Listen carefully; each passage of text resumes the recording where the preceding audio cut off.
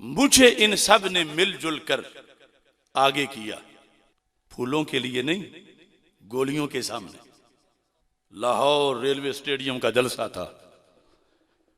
इमाम अजीमत मौलाना शाह नूरानी सिद्दीकी रहमतुल्लाह अलैह का बेटा मेरा हाथ पकड़ के ऊंचा कर रहा था। शाह अहमद नूरानी का बेटा, उनका भी गुज़श्ता दिन विसाल का दिन था। अल्लाह करोड़ों रहमत नाज़िल करे उस मर्द हक़ परस्त पर। कायदे अजीमत, उनका बेटा मेरा हाथ पकड़ के ऊंचा कर रहा था और साथ बाकी सारे उनसे बैत ले रहा था। हमारे सजादा नशीन साहब सब मेरी बैत कर रहे थे कि तहरीक के रिहाई गाजी मुमताज हुसैन कादरी का चेयरमैन अशरफ आसिफ जलाली होगा, सारे बैत करो। तो पता था सामने मौत है, पाबंदियां हैं, रास्ता आसान नहीं। वैसे तो हर कोई कहता है मैं लीडर हूं, मैं लीडर हूं, मैं लीडर हूं, मेरा हक है। लेकिन जब सामने सितम था, जुल्म था, कड़ियां थी, जेलें थी, उस वक्त सरगन सब कहते अशरफ आसिफ जलाली लीडर है। और फिर जब पंजाब असेंबली के सामने फिर बैत ली गई, उसमें तो वो इंटरनेशनल लान भी बैठे हुए थे, जिन्हें इरफान शाह कहा जाता, खादिम हुसैन रिजवी, वो गुजरात के पीर है। उसने ऐलान किया मैं अपनी 3 बीवियों समेत बैत करता हूं, अशरफ आसिफ जलाली के हाथ पर, मर जाएंगे पीछे नहीं हटेंगे। ये सब वीडियो मौजूद है। इरफान शाह बैठ के इस तरह हाथ बुलंद करके मेरे हाथ पर बैत, मैं इनका मुर्शिद हूं, मैं इनका कायद हूं, मैं इनका लीडर हूं। इन्होंने यहां के सज्जादा नशीन ने दर्जनों बार लाखों के मजमे में मुझे कायदे अहले सुन्नत कहा। मैंने तो नहीं कहा कि मुझे कहो। अगर मैं रास्ते से हटा हूं तो शिकायत करें, अगर पत्थर पड़ने से भागे हैं तो मुझे शिकवा क्यों करें? अब रोते हैं मेरी तो 1.5 साल की तनख्वाहें बंद हो गई थी। तो मुजद्दिदी बनना आसान तो नहीं है। मैं हूं गुलामी हाफिजुल हदीस। मेरे प्रोग्राम बंद हुए चैनलों पर, एक एक चैनल मेरे पीछे दौड़ता था। लेटर आया सब चैनलों को कि अशरफ आसिफ जलाली मुमताज कादरी का दूसरा नाम है, अगर इसकी तस्वीर सिर्फ चैनल पे आई तो चैनल बंद। सारे चैनलों से मेरे प्रोग्राम बंद। मैंने कहा मंजूर है। फिर सारे दरबारों को लेटर लिखे गए, क्योंकि 3 हुकूमतों से हमने टक्कर ली। मुमताज हुसैन कादरी शहीद रहमतुल्लाह अलैह की FIR PPP ने काटी थी और सजा और फंदे पे नून लीग ने चढ़ाया था। और फिर अगला मरहला जो था वो PTI का।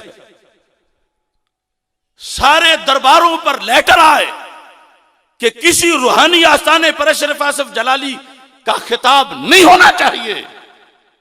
मुझे पता है बिक्की शरीफ अगर मेरे जाने पे पूरा मजमा उठ के खड़ा हो जाता था, तो इसलिए नहीं कि मैं कोई दावेदार था कि सैयद जलालुद्दीन शाह साहब रहमतुल्लाह अलैह का मैं भी हकीकी बेटा हूं। ये मेरा ना दावा था ना है, मगर निस्बत तो यकीनन थी और है। तो वो जो नून लीग के चूसनी चूस रहे थे MP की, उन्होंने पाबंदी लगवाई कि इसकी तकरीर नहीं होनी चाहिए। हमने कहा बर्दाश्त, घर में तकरीर ना हो। इनके मुरीद झगड़े, इनके मुफ्ती इनसे झगड़े कि जिसकी तकरीर के लिए सारी दुनिया तड़पती है वो स्टेज पे बैठा होता है, यहां उसकी तकरीर क्यों नहीं होती? आए बाएं शाएं करके वक्त गुजारते रहे। फिर वीजों की पाबंदियां, यूरोप के किसी मुल्क में मैं नहीं जा सकता, मुझे वीजा नहीं मिल सकता, एयरपोर्ट पे एंट्री नहीं मिल सकती कि मैंने 295C पर उनको पांव तले दबोच के रखा है।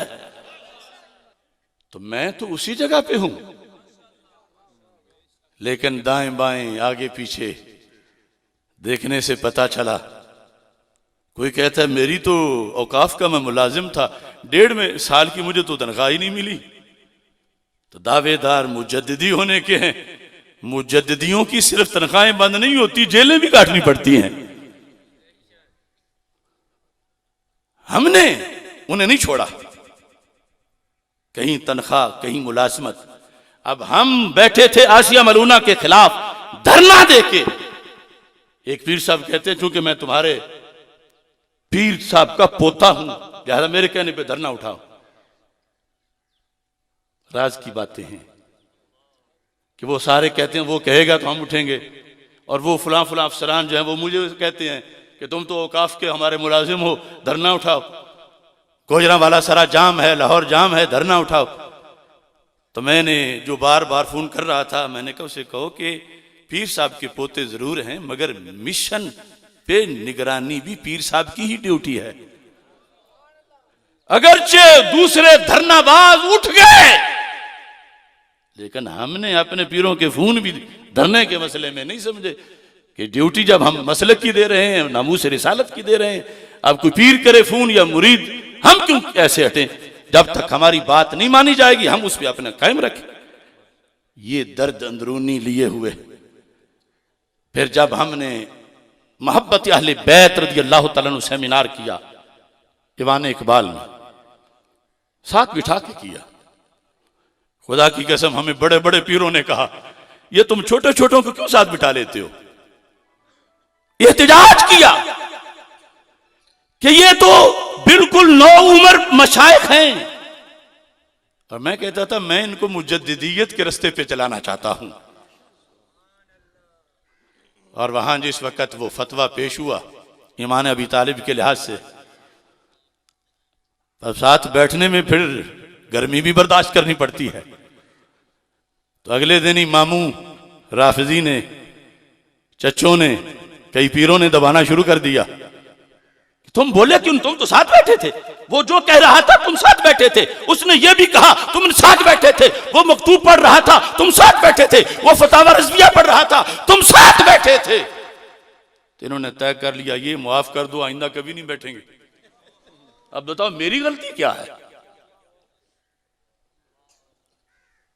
मैं हाफिजुल हदीस के कदमों में बैठ के ऐलान कर रहा हूं, यह अशरफ आसिफ जलाली वही है जो 2011 में था, ये वही है जो मकीने गुंबद खजरा के स्टेज पे मीनारे पाकिस्तान पे पूरी वहाबियत को नाकों चने चबा रहा था। लब्बैक या रसूल अल्लाह, लब्बैक लब्बैक लब्बैक या रसूल अल्लाह, लब्बैक लब्बैक लब्बैक या रसूल अल्लाह। अब मजबूरियां हैं किसी को तो हम खींचते भी नहीं, लेकिन लोगों को बताए ना कि मजबूरी है, हम नहीं बैठ सकते साथ। ये जुल्म क्यों कहते हैं कि नहीं नहीं वो बदल गया है? चलो साथ ना देते तो कोई शिकवा नहीं था, मुझ पे पाबंदियां सारी लगवाएं। हर मुल्क यूरोप में, अरे मैं खुद जाऊं तो क्या बने, मेरी तो तस्वीर वहां नहीं चलने देते। जिसके मोबाइल से मेरी तस्वीर निकले वो कहते तू भी वापस जा।